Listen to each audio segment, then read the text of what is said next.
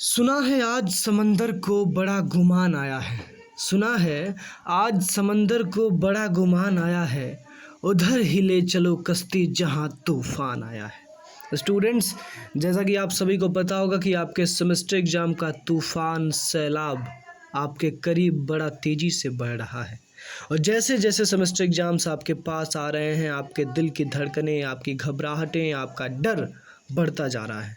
लेकिन इस डर को समाप्त करने की ताकत अगर किसी पर्टिकुलर प्लेटफॉर्म में है, किसी पर्टिकुलर कोर्स में है, तो वो है आपका सारथी, जहाँ पे आपको कंप्लीट प्रिपरेशन कराई जा रही है। आपके सेमेस्टर एग्ज़ाम को लेकर रेगुलर लाइव क्लासेस चलाई जा रही हैं।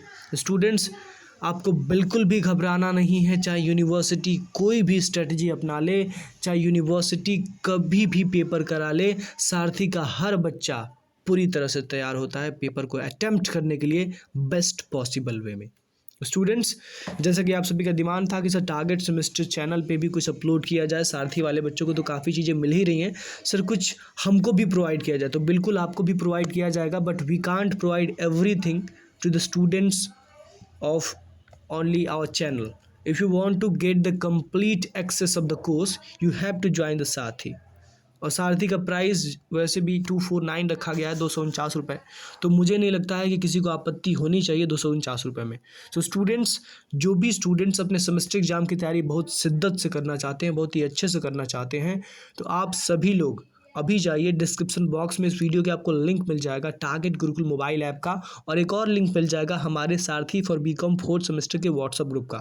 आप चाहे आगरा यूनिवर्सिटी के हों, कानपुर यूनिवर्सिटी के हों, गोरखपुर यूनिवर्सिटी के हों, लखनऊ यूनिवर्सिटी के हों, या महात्मा गांधी काशी विद्यापीठ के हों, या फिर किसी भी यूनिवर्सिटी के हों जिसमें फंडामेंटल्स ऑफ मार्केटिंग सब्जेक्ट पढ़ाया जाता है, जिसमें एंटरप्रेन्योरशिप सब्जेक्ट पढ़ाया जाता है, जिसमें इनकम टैक्स जैसा सब्जेक्ट पढ़ाया जाता है 4th सेमेस्टर में या किसी भी सेमेस्टर में, तो आपके लिए एक क्यूरेटेड कोर्स बनाया गया है, केवल आपके लिए कस्टमाइज कोर्स बनाया गया है सारथी। तो जाइए जल्दी से, डिस्क्रिप्शन बॉक्स में लिंक दिया गया है टारगेट गुरुकुल मोबाइल ऐप का, वहाँ से ऐप डाउनलोड करिए और सारथी को ज्वाइन करिए, ताकि आपके सेमेस्टर एग्जाम आप बहुत ही शानदार तरीके से दे पाएँ। स्टूडेंट्स, जैसा कि आप सबकी डिमांड थी कि PYQ डिस्कस करिए, तो आज हम लेके आए हैं फंडामेंटल्स ऑफ मार्केटिंग का 2023 का क्वेश्चन पेपर, जो कि सबसे ज़्यादा डिमांड में रहता है हमेशा बच्चों के लिए। तो अगर कोई महात्मा गांधी काशी विद्यापीठ या कानपुर यूनिवर्सिटी या आगरा यूनिवर्सिटी का भी स्टूडेंट है, तो वो भी इस वीडियो को देख सकता है, क्योंकि आपका भी सिलेबस एग्जैक्टली सेम है जो कि सिलेबस गोरखपुर यूनिवर्सिटी का है। ठीक है, चलिए। पहला है promotion mix is also called as. Promotion mix को हम क्या कहते हैं? तो प्रमोशन मिक्स को हम लोग कम्युनिकेशन मिक्स भी कहते हैं। सबसे पहले आपको बताना चाहूँगा दोस्तों, मार्केटिंग के 4 P's होते हैं। अगर आपकी भाषा में कहूँ तो पूरी मार्केटिंग की जो दुनिया है वो 4 स्तंभों पे खड़ी है। विपणन का जो पूरा दुनिया है, विपणन को जो पूरा वर्ल्ड है, ये 4 स्तंभों पे खड़ा है, जिसको हम 4 P's ऑफ मार्केटिंग कहते हैं। एक होता है प्रोडक्ट, एक होता है प्राइस, एक होता है प्लेस, और एक होता है प्रमोशन। इससे भी क्वेश्चन बनता है, बताइए 4P का फुल फॉर्म क्या है? तो 4P में पहले P का मतलब है प्रोडक्ट, दूसरे का मतलब है प्राइस, तीसरे का मतलब है प्लेस, और चौथे का मतलब है प्रमोशन। तो प्रोडक्ट, प्राइस, प्लेस, प्रमोशन, इससे पूरा मार्केटिंग मिक्स बनता है, और यही मार्केटिंग के 4 पिलर्स हैं जिसपे पूरी मार्केटिंग की दुनिया खड़ी है। जिसमें से जो आपका प्रमोशन मिक्स है उसको हम लोग कम्युनिकेशन मिक्स भी कहते हैं। ठीक है, चलिए। तो क्वेश्चन नंबर 1 का आंसर हो जाएगा B, that is promotion mix is also called as communication mix. चलिए आगे बात करते हैं। Second number question, new product development process consist of how many steps. नवीन उत्पाद विकास प्रक्रिया में कितने चरण होते हैं? तो जो न्यू प्रोडक्ट डेवलपमेंट स्टेज होता है, न्यू प्रोडक्ट डेवलपमेंट का जो पूरा प्रोसेस होता है, उसमें टोटल 6 स्टेप्स होते हैं, उसमें टोटल 6 आपके चरण होते हैं। ठीक है, तो नवीन उत्पाद विकास प्रक्रिया में उत्पाद को विकसित करने के 6 अलग अलग चरण होते हैं, जिनको आपको फॉलो करना होता है सीक्वेंस में प्रोडक्ट के डेवलपमेंट के लिए। चलिए अगला क्वेश्चन में, third, who is the father of modern marketing. Father of modern marketing, आधुनिक विपणन का पिता किसे माना जाता है? तो फादर ऑफ मॉडर्न मार्केटिंग जो है वो डॉक्टर फिलिप कॉटलर साहब को माना जाता है। और याद रखिएगा दोस्तों, डॉक्टर फिलिप कॉटलर साहब का नाम बड़ा इंपॉर्टेंट है मार्केटिंग की दुनिया में, क्योंकि इनको पहले तो फादर ऑफ मॉडर्न मार्केटिंग कहा ही गया है। इसके अलावा इनके बहुत सारे ऐसे डिफिनीशंस हैं जो आपके सेमेस्टर एग्जाम में बन सकते हैं। इसके अलावा इनके बहुत सारे ऐसे कंसेप्ट्स भी हैं जो आगे क्वेश्चंस में भी हम देखेंगे, या फिर जो आपके 1 शॉट के वीडियोस अपलोड हो रहे हैं धीरे धीरे सारथी वाले बच्चे भी देखेंगे कि मॉडर्न मार्केटिंग अप्रोच में डॉक्टर फिलिप कॉटलर साहब का क्या इंपॉर्टेंस है। तो याद रखिएगा, ये जो नाम है डॉक्टर फिलिप कॉटलर, बड़ा इंपॉर्टेंट है। इनको आधुनिक विपणन का जनक कहा जाता है, फादर ऑफ मॉडर्न मार्केटिंग कहा जाता है। अगला क्वेश्चन है question number 4, which one of the following sets represent 4 C's of marketing mix. मैंने आपको जो सारथी वाले स्टूडेंट्स हैं उनको बताया गया था लाइव क्लास में कि मार्केटिंग के 4 P's भी होते हैं और 4 C's भी होते हैं। 4 P's में प्रोडक्ट, प्राइस, प्लेस, प्रमोशन आया था। फिर मैंने आपको 7 P भी बताया था, आई थिंक आपको याद होगा। इसके अलावा मैंने आपको 4 C's भी बताए थे। 4 C's में क्या क्या आता है? Customer, solution, cost, convenience and communication. तो 4 C में आपका ऑप्शन ए सही हो जाएगा। ये सभी के सभी आपके 4 C में शामिल होते हैं। क्या क्या है? Customer, solution, cost, convenience and communication.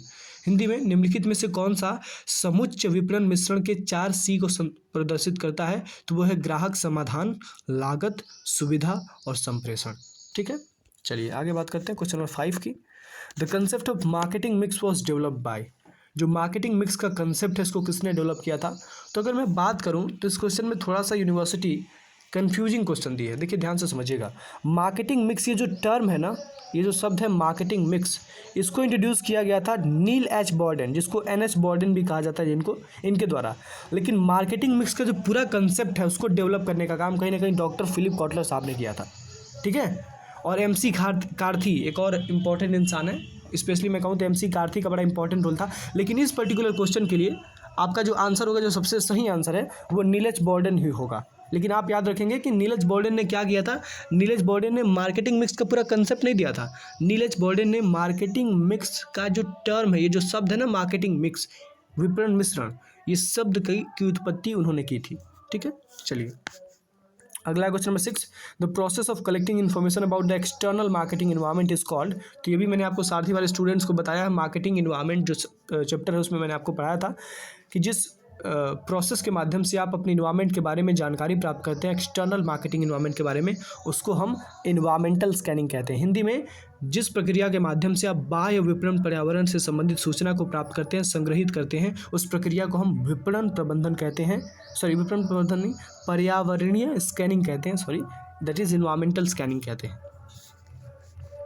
अगला question number 7, which of the following is not a part of external marketing environment. इसमें से कौन सा एक्सटर्नल मार्केटिंग इन्वायरमेंट का पार्ट नहीं है? निम्नलिखित में से कौन सा बाह्य विपणन पर्यावरण का अंग नहीं है? तो मैंने आपको बताया था कि मार्केटिंग इन्वायरमेंट 2 प्रकार का होता है, एक एक्सटर्नल होता है और एक इंटरनल होता है। एक्सटर्नल में क्या आता है? Political, legal, social, technological, economical, ये सारे फैक्टर्स आते हैं।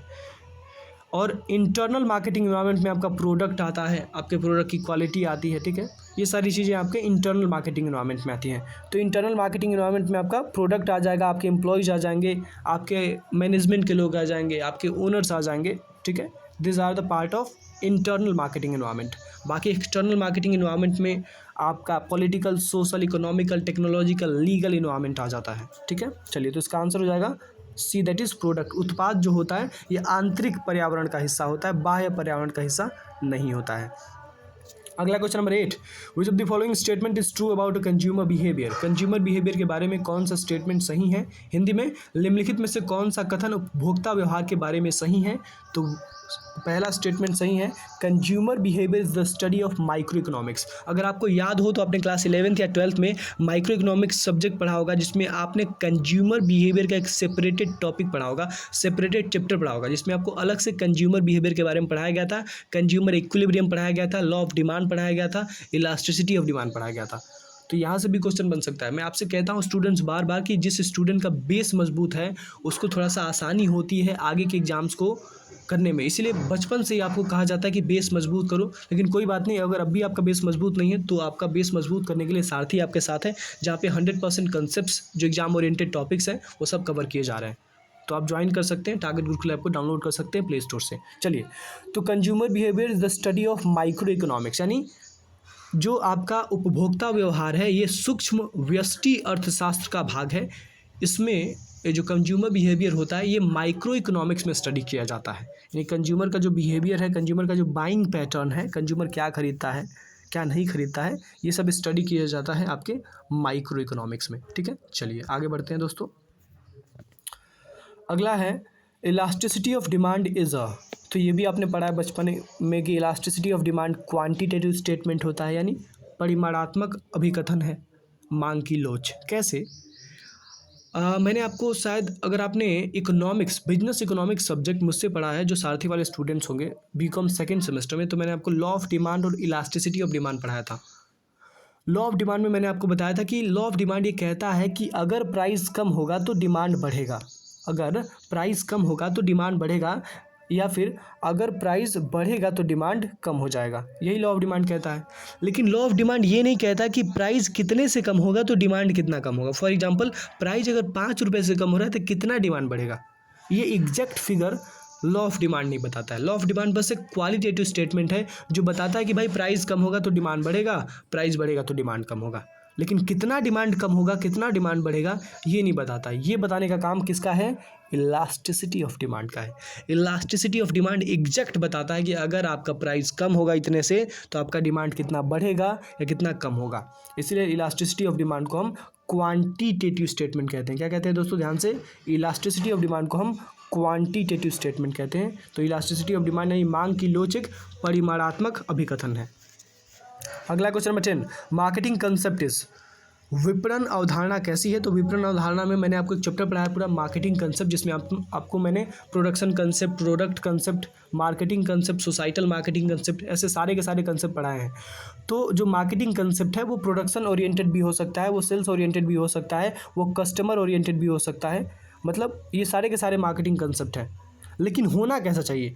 जो आपका मार्केटिंग होना चाहिए वो हमेशा कस्टमर ओरिएंटेड होना चाहिए, होना हमेशा कस्टमर ओरिएंटेड चाहिए। लेकिन पूछा क्या गया है कि मार्केटिंग कंसेप्ट क्या, किसकी अवधारणा है? मार्केटिंग अवधारणा है, तो मार्केटिंग की जो अवधारणा है वो प्रोडक्शन ओरिएंटेड भी है, वो सेल्स ओरिएंटेड भी है, वो कस्टमर ओरिएंटेड भी है। Now it depends on you कि आप कौन सी अवधारणा को, आप कौन से कंसेप्ट को फॉलो करना चाहते हैं, ठीक है, ये आप पे डिपेंड करता है। अगला question number 11, consumer behaviour is, consumer behaviour क्या है? तो कंज्यूमर बिहेवियर बहुत वाइड है और अनसर्टेन है, डायनेमिक है, मतलब उपभोक्ता का जो व्यवहार है कोई नहीं जानता है कि कौन सा कंज्यूमर किस समय क्या खरीदना चाहता है, किस प्राइस में खरीदना चाहता है। इसलिए अनसर्टेन है ये पता लगाना कि कंज्यूमर क्या चाहता है आपके बिजनेस से। और ये डायनेमिक भी है, मतलब कंज्यूमर की जो इच्छाएं हैं वो बदल रही हैं समय के हिसाब से। आपकी जो इच्छाएं आज से 10 साल पहले थी वो इच्छाएं आज नहीं है। आज से 10 साल पहले आप ब्लैक एंड वाइट टीवी देखते थे, आप बहुत खुश होते थे, लेकिन आज अगर आपको ब्लैक एंड वाइट टीवी कोई दिखाए तो आप बिल्कुल नाराज़ हो जाएंगे। आप कहेंगे मुझे फ़ोन दे दो, मुझे टैब दे दो, मुझे लैपटॉप दे दो, मुझे एलईडी टीवी लगवा दो, ठीक है। तो कंज्यूमर का जो बिहेवियर है वो बदल रहा है, वो अनिश्चित है। आप बता नहीं सकते कि कंज्यूमर क्या सोच रहा है, कंज्यूमर क्या चाहता है आपसे, ठीक है। तो consumer behaviour is uncertain, dynamic और वाइड भी है, मतलब बड़ा व्यापक है। ये जानना बड़ा मुश्किल है कि कंज्यूमर, कौन सा कंज्यूमर क्या चाहता है, ठीक है। तो इसका ऑप्शन रहेगा डी, कंज्यूमर बिहेवियर अनसर्टेन भी है, डायनेमिक भी है और वाइड भी है, ऑल ऑफ दिस हो जाएगा। क्वेश्चन नंबर 12 है, the tendency of Indian buyer is, भारतीय क्रेता की प्रवृत्ति कैसी है? तो भाई आप तो इंडियन बायर हैं, आप खुद बताइए आपकी प्रवृत्ति कैसी होती है। इंडियन बायर हमेशा मोल भाव करना जानता है। जब भी आप दुकान पे जाते हैं तो कहते हैं भाई 100 का सामान है, चलो 90 में दे दो, 80 में दे दो, 70 में दे दो, 50 में दे दो, 60 में दे दो, ऐसे आप करते रहते हैं। अच्छा, अगर उस सामान में कोई गड़बड़ी है या फिर नहीं भी है तो भी आप गड़बड़ी निकाल देंगे। आप कहेंगे नहीं, ये सामान ये तो फटा है, या फिर ये इसका डिज़ाइन सही नहीं है, इसका साइज सही नहीं है। कंप्लेनिंग एटीट्यूड होता है इंडियन बायर्स का। अच्छा, इंडियन बायर हमेशा सस्ता खरीदना चाहता है, वो कभी महंगा नहीं खरीदना चाहता है, उसको हर चीज़ सस्ती चाहिए। तो ये सभी के सभी टेंडेंसी हैं, सभी की सभी प्रवृत्ति हैं इंडियन बायर्स की। क्या क्या प्रवृत्ति है? इंडियन बायर बार्गेनिंग करता है, इंडियन बायर कंप्लेन करता है, शिकायत करता है, और इंडियन बायर हमेशा सस्ता खरीदना चाहता है, ठीक है। चलिए आगे बढ़ते हैं। अगला क्वेश्चन है question number 12, the tendency 13 types of packaging are, packaging के कितने प्रकार होते हैं? तो पैकेजिंग एक अलग से चैप्टर है मार्केटिंग का, फंडामेंटल्स ऑफ मार्केटिंग का एक अलग से चैप्टर है पैकेजिंग। तो पैकेजिंग के 2 टाइप्स होते हैं, एक प्राइमरी होता है, एक सेकेंडरी होता है। This both are the types of packaging, मतलब पैकेजिंग के दोनों प्रकार हैं, प्राथमिक प्रकार भी है और द्वितीय प्रकार भी है। चलिए अगला question number 14, product modification strategies include, product modification strategies में क्या क्या इंक्लूड होता है? हिंदी में उत्पाद संशोधन रणनीतियों में क्या क्या सम्मिलित होता है? तो उत्पाद संशोधन रणनीति में क्वालिटी इंप्रूवमेंट स्ट्रेटजी, मतलब किस्म सुधार रणनीति शामिल होती है, मतलब आपके गुणवत्ता में आप सुधार करना चाहते हैं। प्रोडक्ट मॉडिफिकेशन स्ट्रेटजी के माध्यम से आप अपने प्रोडक्ट की स्टाइल को इम्प्रूव करना चाहते हैं, आप अपने प्रोडक्ट के फंक्शनल फीचर को भी इम्प्रूव करना चाहते हैं। तो ये सभी के सभी उत्पाद संशोधन रणनीतियों में शामिल होती हैं। क्या क्या शामिल है? किस्म सुधार रणनीति, शैली सुधार रणनीति, क्रियात्मक लक्षण सुधार रणनीति।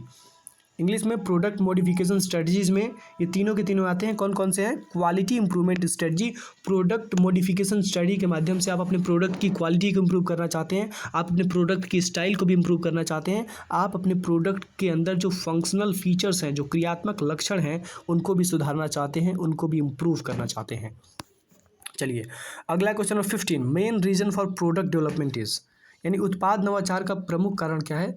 सो the main reason for the product development is technological development.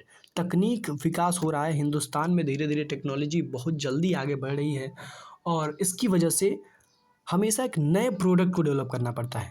जो मेन रीज़न है ना प्रोडक्ट डेवलपमेंट करने का, वो टेक्नोलॉजिकल डेवलपमेंट है, क्योंकि तकनीक आगे बढ़ रही है, टेक्नोलॉजी आगे बढ़ रही है, तो प्रोडक्ट को भी डेवलप करने की आवश्यकता पड़ती है।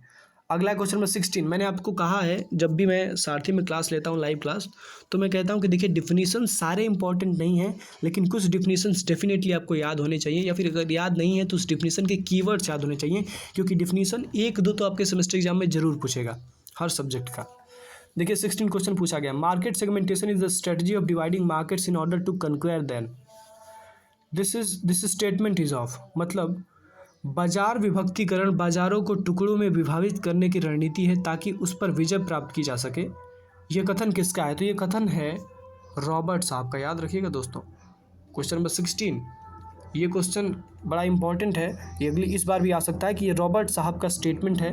रॉबर्ट साहब ने क्या कहा था? रॉबर्ट साहब ने मार्केट सेगमेंटेशन को डिफाइन करते हुए कहा था कि मार्केट सेगमेंटेशन एक ऐसी स्ट्रेटजी है, यानी बाजार विभक्तिकरण एक ऐसी रणनीति है जिसके माध्यम से हम पूरे बाजार को अलग अलग टुकड़ों में बांट देते हैं, मार्केट को डिवाइड कर देते हैं अलग अलग ग्रुप्स में, और कोशिश करते हैं कि हर हिस्से को, हर टुकड़े को हम जीत सकें। जैसे डिवीजन ऑफ वर्क का प्रिंसिपल आपको याद होगा, पूरे काम को आप बांट दे रहे हैं, तो यहाँ पे मार्केट को बांटा जा रहा है, काम को नहीं, मार्केट को बांटा जा रहा है कि ये छोटा मार्केट है, ये बड़ा मार्केट है, ये यूथ का मार्केट है, ये ओल्ड एज का मार्केट है, ये रिच क्लास का मार्केट है, ये पुअर क्लास का मार्केट है, ये मिडिल क्लास का मार्केट है। ऐसे मार्केट का डिवीज़न किया जा रहा है, जिसको हम मार्केट सेगमेंटेशन टेक्निकली कहते हैं मार्केटिंग की भाषा में।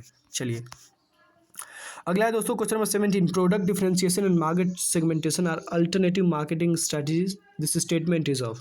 ध्यान से, ये भी क्वेश्चन इंपॉर्टेंट है।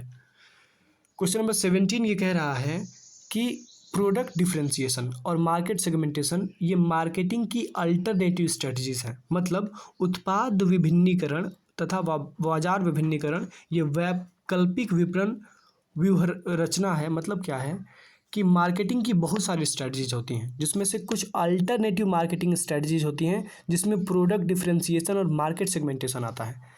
ये किसने कहा है? तो ये कहा गया है स्मिथ साहब के द्वारा, याद रखिएगा। प्रोडक्ट डिफरेंशिएशन और मार्केट सेगमेंटेशन को अल्टरनेटिव मार्केटिंग स्ट्रेटजी किसने बताया है? स्मिथ साहब ने बताया है। स्मिथ साहब ने कहा कि प्रोडक्ट डिफरेंशिएशन और जो मार्केट सेगमेंटेशन है ये अल्टरनेटिव मार्केटिंग स्ट्रेटजी है। चलिए आगे बात करते हैं दोस्तों। अगला question number 18, major product line strategies are, उत्पाद पंक्ति की प्रमुख रीति नीतियाँ कौन सी हैं? तो जो मेजर प्रोडक्ट लाइन स्ट्रेटजीज होती हैं वो टोटल 6 होती हैं, याद रखिएगा। अगर आप अपने सिलेबस को खोलेंगे, अपने बुक को खोलेंगे, अगर आपके पास बुक होगा तो उसमें आपको प्रोडक्ट लाइन स्ट्रेटजी का एक टॉपिक मिलेगा अलग से, जो प्रोडक्ट चैप्टर में होगा, प्रोडक्ट लाइफ साइकिल के चैप्टर में होगा। तो आपको वहाँ पे 6 प्रकार की प्रोडक्ट लाइन स्ट्रेटजीज मिलेंगी, 6 प्रकार की उत्पाद पंक्ति की प्रमुख नीतियाँ मिलेंगी। ठीक है, चलिए आगे बात करते हैं। क्वेश्चन नंबर 19 की, death of a product take place, मतलब किसी उत्पाद की मृत्यु कब होती है? तो किसी उत्पाद की मृत्यु तब हो जाती है जब वो उत्पाद अप्रचलित हो जाता है, जब वो उत्पाद ऑब्सोलीट हो जाता है। For example black and white TV, अब उसका मार्केट मर चुका है, अब वो प्रोडक्ट मर चुका है, कोई आज ब्लैक एंड वाइट टीवी नहीं खरीदेगा, बिल्कुल भी नहीं खरीदेगा। कोई भी इंसान आज VCR नहीं खरीदेगा।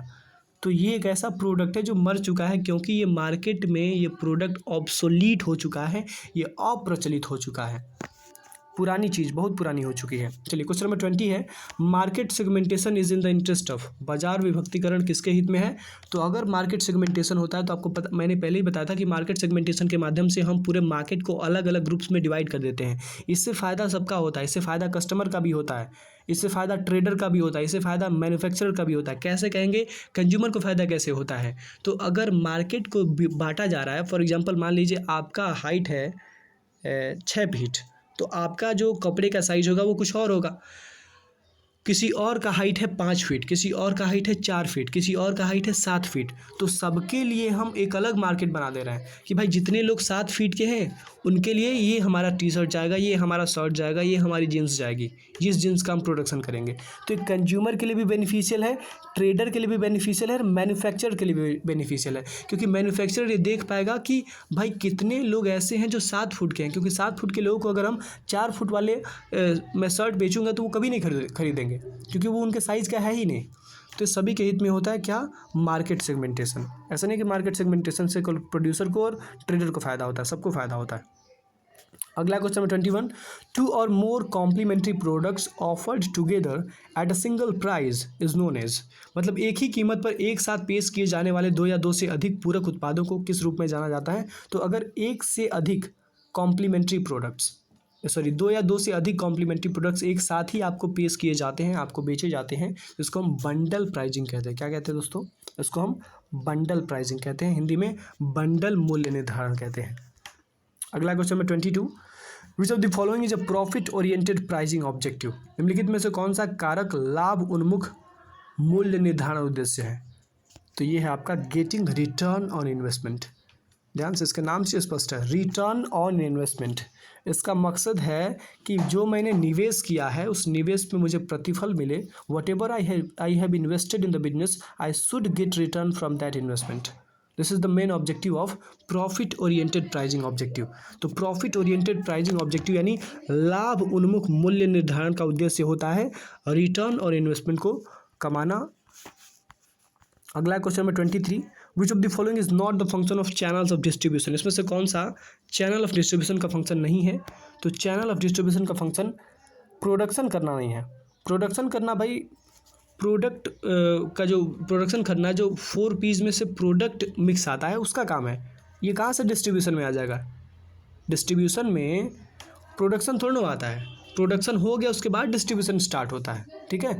तो managing production is not a part of channels of distribution, यानी निम्नलिखित में से कौन सा वितरण वाहिकाओं का कार्य नहीं है? तो वितरण वाहिकाओं का कार्य उत्पादन का प्रबंधन नहीं होता है। उत्पादन का प्रबंधन उत्पाद से संबंधित होता है, ये प्लेस से यानी मतलब फिजिकल डिस्ट्रीब्यूशन से संबंधित नहीं होता है। फिजिकल डिस्ट्रीब्यूशन यानी वितरण वाहिका तभी हो पाती है जब वितरण वाहिकाओं का प्रयोग तभी किया जाता है जब प्रोडक्ट एक बार बन गया हो। तो प्रोडक्शन में और फिजिकल डिस्ट्रीब्यूशन में कोई रिलेशन नहीं है, ठीक है, इन दोनों को एक नहीं मान सकते ना। चलिए अगला है question number 24, main disadvantage of direct distribution is, direct distribution का सबसे बड़ा डिसएडवांटेज क्या है? तो डायरेक्ट डिस्ट्रीब्यूशन का सबसे बड़ा डिसएडवांटेज यही है कि इसमें कॉस्ट आपकी बहुत ज़्यादा बढ़ जाती है। याद रखिएगा, डायरेक्ट डिस्ट्रीब्यूशन जब भी कोई सेलर करता है तो कॉस्ट बहुत ज़्यादा बढ़ जाती है। प्रत्यक्ष विपणन का मुख्य दोष यही है कि यहाँ पे वितरण की लागत काफ़ी ज़्यादा हो जाती है। चलिए क्वेश्चन नंबर 25 है, these activities are perform by the retailers, कौन सी ऐसी एक्टिविटीज़ हैं जो रिटेलर्स परफॉर्म करते हैं? हिंदी में कौन सी गतिविधियाँ खुदरा विक्रेताओं द्वारा की जाती हैं? तो खुदरा विक्रेता ये तीनों काम करते हैं। वो ऑफरिंग्स को असॉर्ट करते हैं, मतलब प्रस्ताव का वर्गीकरण करते हैं, वो स्टॉक भी रखते हैं और वो एक्सटेंड करते हैं सर्विसेज को, यानी सेवाओं का विस्तार करते हैं। ये सभी के सभी रिटेलर्स का काम है। क्या क्या काम है? प्रस्ताव का वर्गीकरण करना, मतलब उनको प्रोडक्ट को अलग अलग ग्रुप्स में डिवाइड करना होता है कि ये प्रोडक्ट आपके लिए है, ये प्रोडक्ट महिलाओं के लिए है, ये प्रोडक्ट पुरुषों के लिए है, ये प्रोडक्ट बच्चों के लिए है, ठीक है।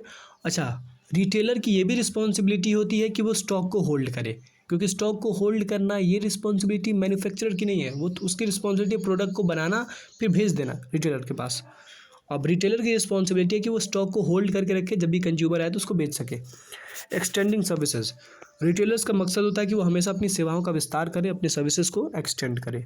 चलिए अगला है दोस्तों question number 26, which of the following is a correct example of urban to rural marketing. ध्यान से समझिएगा, निम्नलिखित में से कौन सा शहरी से ग्रामीण विपणन का सही उदाहरण है? क्या पूछा गया? अर्बन टू रूरल मार्केटिंग, मतलब ये है कौन सा ऐसा प्रोडक्ट है जो बनता तो शहरों में है लेकिन बेचा जाता गाँवों में है। एकदम मैं आपको नॉर्मल लैंग्वेज में, लेमन लैंग्वेज बता रहा हूँ। कौन सी ऐसी मार्केटिंग स्ट्रेटजी है जिसके माध्यम से हम किसी प्रोडक्ट को बनाते शहर में है लेकिन उसको बेचते गाँव में है। अब देखिए सारे एग्जांपल्स हम पढ़ते हैं। सबसे पहले बी वाला पढ़ते हैं, selling of fruits vegetables and grains. अब आप बताइए कि फल का उत्पादन, सब्जियों का उत्पादन और अनाजों का उत्पादन कहाँ होता है? गांव में होता है। गांव में सब्जियां उगती हैं, गांव में गेहूं उगता है, धान उगता है, ठीक है। तो यहाँ पे क्या होगा? यहाँ पे रूरल टू अर्बन मार्केटिंग होगा, मतलब सामान बनेगा गांव में और बेचा जाएगा शहरों में, क्योंकि शहर में खेत तो होते नहीं हैं, शहर में ज़मीन तो होती नहीं। जो ज़मीन होती है उस पर मॉल बना होता है, उस पर रोड्स बने होते हैं, उस पर ब्रिजेस बने होते हैं, उस पर हाउसेस बने होते हैं, बिल्डिंग्स बनी होती है, अपार्टमेंट्स बनी होती हैं। लेकिन गांव में बहुत ज़्यादा भूमि होती है, तो वहाँ पे प्रोडक्शन होता है इन सारी चीज़ों का, फ्रूट्स का, वेजिटेबल्स का, ग्रेन्स का, और उसको बेचा जाता है अर्बन यानी शहरों में। तो selling fruits vegetables to customers, it is a kind of rural to urban marketing. यहाँ पे सामान बन रहा है गाँव में, बेचा जा रहा है शहर में। तीसरा है selling of kettles, cars etcetera. आप मवेशियों की और गाड़ियों की बिक्री कर रहे हैं। अब कार्ट्स का मतलब क्या है? कार्ट्स का मतलब पुरानी गाड़ियाँ जो गधों से, जैसे आपको पता होगा, आपने देखा भी होगा, पहले घोड़े से टांगा सुना होगा। चलिए, आपने शोले मूवी तो देखा ही होगा, टांगा आपने देखा होगा, जो बसंती का टांगा होता है। पहले उस प्रकार की गाड़ियों को कार्ट्स कहा जाता था। कुछ बुलक कार्ट्स होती थी, कुछ हॉर्स कार्ट्स होती थी, मतलब कुछ घोड़े चलाते थे, कुछ गधे चलाते थे उन गाड़ियों को। दो पहिए पीछे लगे होते थे, उसमें एक उसको बांध दिया गया होता था घोड़े या फिर गधे के सर गले से, और वो घोड़ा या गधा उसको खींचता था। तो भाई ये बनेगा कहाँ? जानवर कहाँ रहते हैं? गाँवों में। तो ये भी तो रूरल टू अर्बन मार्केटिंग है, ये गांव से शहर को बेचा जाएगा। तीसरा है एक्सपोर्टिंग ऑफ एग्रीकल्चर कमोडिटीज़। भाई एग्रीकल्चरल कमोडिटीज़ बनती कहाँ हैं? सारी की सारी कमोडिटीज़ बनती तो हैं गांव में ही, उसको बेचा जाता है शहर में। इसका सही ऑप्शन क्या होगा? पूछा क्या गया था, ध्यान से पूछा गया था कि कौन सा ऐसा मार्केटिंग है जिसमें हम बनाते सामान शहर में है और बेचते सामान को गांव में है। That is urban to rural marketing. तो उसका बेस्ट एग्जांपल हो जाएगा A, selling of pesticide, consumer durables, FMCG products. तो जो फास्ट मूविंग कंज्यूमर गुड्स होते हैं, जो कंज्यूमर ड्यूरेबल्स होते हैं, जो पेस्टिसाइड्स होते हैं, गाँव में नहीं बनते हैं, शहरों में बनते हैं, लेकिन बिकते हैं गाँव में, क्योंकि गाँव में इसकी ज़रूरत होती है। बाकी शहरों में भी ज़रूरत होती है लेकिन बहुत कम लेवल पे। चलिए आगे बात करते हैं क्वेश्चन नंबर 27 की, direct marketing objectives do not include. Direct marketing objective में क्या नहीं आता है? अब ज़्यादा डिस्कशन नहीं करेंगे, सीधे आंसर्स को डिस्कस करेंगे, क्योंकि काफ़ी ज़्यादा समय हो रहा है, काफ़ी ज़्यादा टाइम हो गया। PY को डिस्कस करने में मैक्सिमम मैं 25 मिनट्स का टाइम देता हूँ, लेकिन 27 मिनट्स ऑलरेडी हो चुके हैं और हम लोग 27 क्वेश्चन पे हैं। चलिए, direct marketing objectives do not include, यानी प्रत्यक्ष विपणन के उद्देश्यों में क्या शामिल नहीं है? तो प्रत्यक्ष विपणन के उद्देश्यों में क्या शामिल नहीं है दोस्तों? प्रत्यक्ष विपणन के उद्देश्यों में लोगों को एक स्टोर पर ले जाना, getting people to visit a store, it is not included in the direct marketing objective. जब भी आप डायरेक्ट मार्केटिंग करते हैं तो आपका मकसद होता है कि आप अपने प्रोडक्ट को डायरेक्टली कस्टमर को बेचें। कस्टमर आपके यहाँ ना है, आप कस्टमर के यहाँ सीधे चले जाएं। जैसे आपका डोर टू डोर मार्केटिंग आपने सुना होगा, जो पर्सनल सेलिंग होता है, घर घर सेल्समैन आते हैं और वो आपको सामान बेचते हैं, आपको कन्विंस करते हैं, आपको परसुएट करते हैं कि आप सामान खरीद लें। अगला question number 28, what is green marketing? तो ग्रीन मार्केटिंग का मतलब होता है marketing of environmental friendly products. मतलब हम विपणन कर रहे हैं ऐसे प्रोडक्ट्स का जो पर्यावरण के अनुकूल हैं। तो जब भी आप पर्यावरण के अनुकूल उत्पादों का विपणन करते हैं, जब भी आप ऐसे प्रोडक्ट्स का मार्केटिंग करते हैं जो प्रोडक्ट्स आपके इन्वायरमेंट के लिए फ्रेंडली हैं, इन्वायरमेंट के लिए बेटर हैं, तो उसको हम ग्रीन मार्केटिंग कहते हैं। तो इसका ऑप्शन हो जाएगा दोस्तों C, that is marketing of environmental friendly products. चलिए आगे बात करते हैं दोस्तों। Question number 29, Amazon, Flipkart, First cry are the example of which of the following intermediates. Amazon, Flipkart, First Cry निम्नलिखित में से किस मध्यस्थ के उदाहरण हैं? तो अमेजॉन, फ्लिपकार्ट और फर्स्ट क्राई, आपको पता होगा आजकल का बिजनेस जो है ना, बड़ा ही नए कंसेप्ट के साथ आ रहा है। आज वही बिजनेस बड़ा हो रहा है ना जो खुद का कुछ नहीं रखता है, बस वो एक प्लेटफॉर्म बनाता है, उस प्लेटफॉर्म पे बनाता कोई और है प्रोडक्ट, ठीक है, खरीदता कोई और है प्रोडक्ट, बस ये उस प्लेटफॉर्म पे उस प्रोडक्ट की लिस्टिंग कराता है। जैसे ओला हो जाएगा, OLX हो जाएगा। OLX का खुद का कोई सेकेंड हैंड प्रोडक्ट नहीं होता है। कोई कंज्यूमर है जो सेकेंड हैंड प्रोडक्ट बेचना चाहता है और कोई कंज्यूमर है जो सेकेंड हैंड प्रोडक्ट खरीदना चाहता है, समझ रहे हैं। ऐसे ही ओला है, ओला की खुद की कोई एक कार भी नहीं है, खुद की एक स्कूटी भी नहीं है, कुछ नहीं है। मतलब अब तो वो बना रही है इलेक्ट्रिक स्कूटी, लेकिन उस पर्पज़ से नहीं। ओला का काम क्या था, ओला का बिजनेस मॉडल यही था कि जो भी लोग को कहीं जाना है, उनको ऑटो नहीं मिल रहा है, तो उनको एक बार कॉल करना है, उनके पास वो ऑटो या फिर जो भी चीज़ें हैं, गाड़ियाँ आ जाएंगी। तो ये जो ओला कंपनी है, अमेज़ॉन कंपनी है, फ्लिपकार्ट कंपनी है, फर्स्ट क्राई कंपनी है, ये डिजिटल बिजनेस मॉडल पे तैयार हो रहे हैं। इनका बिजनेस मॉडल क्या है कि एक प्लेटफॉर्म बनाते हैं जहाँ पे इनका खुद का कुछ नहीं होता है, बस इनका खुद का एक प्लेटफॉर्म होता है जहाँ पे किसी और का प्रोडक्ट वो लिस्ट करते हैं और किसी और को बेचते हैं। तो पूछा गया आपसे कि अमेज़ॉन, फ्लिपकार्ट और फर्स्ट क्राई किसके एग्जाम्पल हैं, तो अमेज़ॉन, फ्लिपकार्ट और first cry are example of an agent. They are not producers. वो ना तो सामान बनाते हैं, ना तो वो सामान बेच रहे हैं, ना तो वो सामान को होलसेल में खरीद रहे हैं, बस वो सामान की लिस्टिंग करा रहे हैं अपने प्लेटफॉर्म पे। अमेज़ॉन का खुद का कोई प्रोडक्ट नहीं है, फ्लिपकार्ट का खुद का कोई प्रोडक्ट नहीं है। अमेज़ॉन दूसरे किसी वेंडर से, किसी प्रोड्यूसर का प्रोडक्ट अपने प्लेटफॉर्म पे लिस्ट कराता है और फिर कंज्यूमर आता है अमेज़ॉन पे और उस प्रोडक्ट को खरीदता है, समझ गए। तो अमेज़ॉन, फ्लिपकार्ट और फर्स्ट क्राई क्या है, ये सब एजेंट हैं। अगला question number 30, departmental store is an example of, यानी विभागीय स्टोर किसका उदाहरण है, तो डिपार्टमेंटल स्टोर एग्जाम्पल है दोस्तों लार्ज स्केल रिटेलर का। ध्यान से, डिपार्टमेंटल स्टोर एग्जाम्पल है लार्ज स्केल रिटेलर का। ऐसा रिटेलर जो लार्ज स्केल पे रिटेलिंग बिजनेस कर रहा है। जैसे आपने बाटा कंपनी का नाम सुना होगा, इसका खुद का डिपार्टमेंटल स्टोर होता है, ठीक है।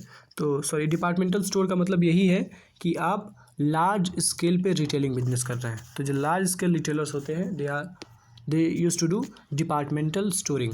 अगला question number 31, how many levels of intermediaries are there in a direct sales channel. प्रत्यक्ष बिक्री प्रणाली में मध्यस्थों के कितने स्तर होते हैं। तो जब भी आप डायरेक्ट सेलिंग करते हैं तो यहाँ पे कोई भी इंटरमीडिएटरी नहीं होता है। डायरेक्ट सेलिंग का मतलब क्या है, मैन्युफैक्चरर ने सामान बनाया और सीधे कंज्यूमर को सामान सेल कर दिया। नॉर्मली क्या होता है, मैन्युफैक्चरर सामान बनाता है, वो होलसेलर को बेचता है, होलसेलर रिटेलर को बेचता है, फिर रिटेलर कंज्यूमर को बेचता है। इसके पहले मान लीजिए ये जो पूरा सिस्टम है ना, मैन्युफैक्चरर से होलसेलर को जाएगा, फिर होलसेलर से रिटेलर को जाएगा, फिर रिटेलर से कंज्यूमर को जाएगा, ये इनडायरेक्ट मार्केटिंग चैनल में, इनडायरेक्ट सेल्स चैनल में यूज़ किया जाता है। लेकिन जो डायरेक्ट सेल्स चैनल होता है उसमें सीधे कंज्यूमर को प्रोडक्ट मैन्युफैक्चरर के द्वारा दे दिया जाता है, बेच दिया जाता है। चलिए आगे बात करते हैं क्वेश्चन नंबर 32 की। What is a distribution channel, वितरण वाहिका क्या है। तो डिस्ट्रीब्यूशन चैनल का मतलब होता है वो प्रोडक्ट का रास्ता जिसके माध्यम से प्रोडक्ट अपने डेस्टिनेशन तक पहुंचता है। तो product route through the supply chain, आपूर्ति श्रृंखला के माध्यम से उत्पाद का जो मार्ग होता है उसी को हम वितरण वाहिका कहते हैं। मतलब क्या है, डिस्ट्रीब्यूशन चैनल एक रास्ता है, एक रूट है जिस रास्ते के माध्यम से प्रोडक्ट अपने डेस्टिनेशन तक पहुंचता है। अगला question number 33, personal communication of information to persuade someone to buy something is called, यानी किसी व्यक्ति को कुछ क्रय करने के लिए राजी करने हेतु सूचना का व्यक्तिगत संचार कहलाता है। तो अगर आप पर्सनल कम्युनिकेशन कर रहे हैं किसी इंसान को परसुएड करने के लिए ताकि वो आपका प्रोडक्ट खरीद ले, तो this is called personal selling. याद रखिएगा, अगर आप पर्सनली किसी इंसान को परसुएड कर रहे हैं, अगर आप व्यक्तिगत रूप से किसी इंसान को प्रभावित कर रहे हैं कि वो आपके सामान को खरीद ले, तो this is called personal selling.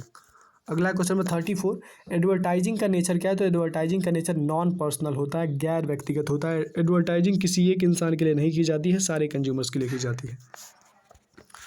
अगला question number 35, dash are the short term incentives like discount, samples etcetera to stimulate demand for the product. तो जो ये सारे इंसेंटिव्स होते हैं, डिस्काउंट, सैम्पल्स, ये सब के सब सेल्स प्रमोशंस के तरीके हैं। क्या है, ये सब के सब सेल्स प्रमोशन के तरीके हैं। अगर आप चाहते हैं कि आपकी बिक्री का संवर्धन हो, आपके सेल का प्रमोशन हो, आपके सेल्स इंक्रीज़ हो, तो आप जनरली कस्टमर्स को डिस्काउंट ऑफ़र करते हैं, उनको फ्री सैंपल देते हैं कि पहले ये यूज़ करके देखिए फ्री में, फिर देखिए अगर आपको अच्छा लगता है तो आप इसको ट्राई कर सकते हैं, आप इसको पे करके ले सकते हैं। ठीक है, तो ये सब तरीके हैं सेल्स प्रमोशन के। अगला क्वेश्चन में 36, विच of the following is the most common method for pricing. इसमें से कौन सा मूल्य निर्धारण का सबसे सामान्य विधि है? तो मूल्य निर्धारण का सबसे सामान्य विधि है फुल कॉस्ट प्राइजिंग, जिसको कॉस्ट प्लस प्राइजिंग मेथड भी कहते हैं। याद रखिएगा, फुल कॉस्ट प्राइजिंग को कॉस्ट प्लस प्राइजिंग मेथड भी कहते हैं। एंड कॉस्ट प्लस प्राइजिंग या फिर full cost pricing is the most common method of marketing, most common method of pricing. मैंने आपको बताया था दोस्तों, 4 P's हैं मार्केटिंग के, 4 पिलर्स हैं जिस पे पूरी मार्केटिंग की दुनिया खड़ी है, जिसमें से एक पिलर होता है pricing, product price place promotion. तो प्राइजिंग का जो पिलर है उसमें आपको डिसाइड करना होता है कि आप अपने प्रोडक्ट को कितने प्राइस में बेचेंगे मार्केट में। अब कितने प्राइस में बेचेंगे, इसके लिए आपको एक मार्केटिंग का जो प्राइजिंग टेक्निक है उसको अपनाना पड़ता है। बहुत सारे ऐसे प्राइजिंग टेक्निक्स हैं जिसमें से एक जो फुल कॉस्ट प्राइजिंग है, जो वो मैक्सिमम लोग अपनाते हैं, अडॉप्ट करते हैं। क्वेश्चन नंबर 37 है, the minimum price which can be charged bounded by the product cost is known as. मतलब वह न्यूनतम मूल्य जिसे उत्पाद लागत से बाध्य करके लागू किया जा सकता है उसको क्या कहते हैं? तो उसको हम कहते हैं प्राइस सीलिंग।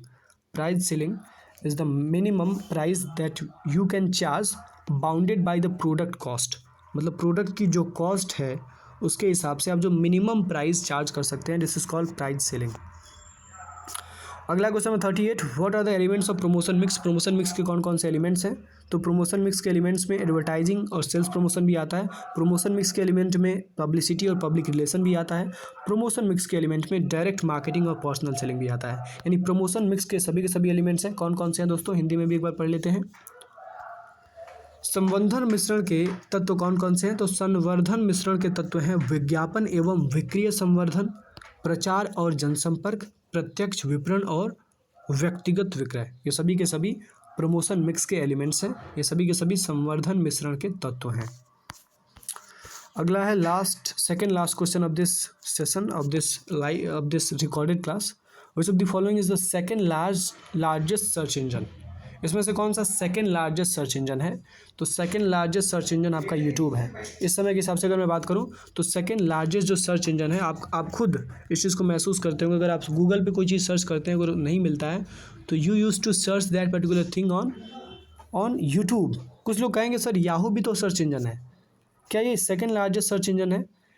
तो बिल्कुल भी नहीं, Yahoo is not the second largest search engine अगर आज के सीनरियो के हिसाब से देखें तो। ठीक है, गूगल फर्स्ट सर्च इंजन है और जो सेकंड सर्च इंजन है वो यूट्यूब है। अगला question number 40, product decisions involves.